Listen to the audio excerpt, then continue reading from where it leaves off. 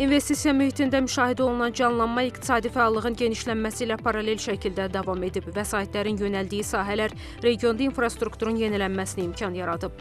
2026-cı ilin yanvar-may aylarında iqtisadiyyatın və sosial sahələrin inkişafı üçün bütün maliyyə mənbələrindən əsas kapitala 64 milyon 747 min 900 manat investisiya yönəldilib ki, bu da bir il öncəki göstəricidən 15,4% çoxdur.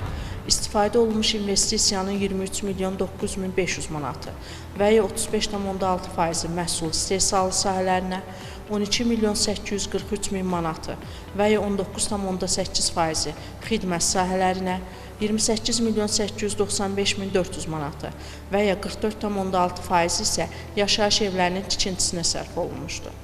Əsas kapitala investisiya qoyuluşunun 54 milyon 474 min 600 manatı və ya 84,1% bilavasitə tikinti quraşdırma işlərinin yerinə yetirilməsinə sərf olunub ki, bu da əvvəlki ilin müvafiq dövrü ilə müqayisədə 55% çoxdur. Kənd təsərrüfatında qeydə alınan nəticələr ilin əvvəlindən etibarən sahənin sabit şəkildə fəaliyyət göstərdiyini göstərir. Bitkiçilik və heyvandarlıq istiqamətləri ümumi istehsala töhfə verib.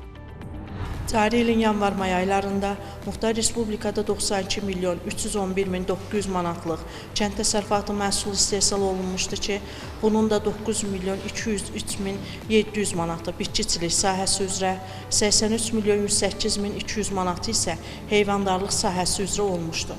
Ümumilikdə götürdükdə isə 2025-ci ilin müvafiq dövrü ilə müqayisədə kənd təsərrüfatının ümumi məhsulu 0,7% artmışdır. Beləliklə, həm əsas kapitala yönəldilən investisiyaların artması, həm də kənd təsərrüfatında əldə olunan müsbət nəticələr iqtisadiyyatın müxtəlif sahələr üzrə dayanıqlı inkişaf etdiyini göstərir. Ümumi göstəricilər regionda iqtisadi aktivliyin balanslı şəkildə davam etdiyini təsdiqləyir. Samiq Nuriyev, xanım Rüstəmzadə, Samir Mehdiyev, NTV Xəbər.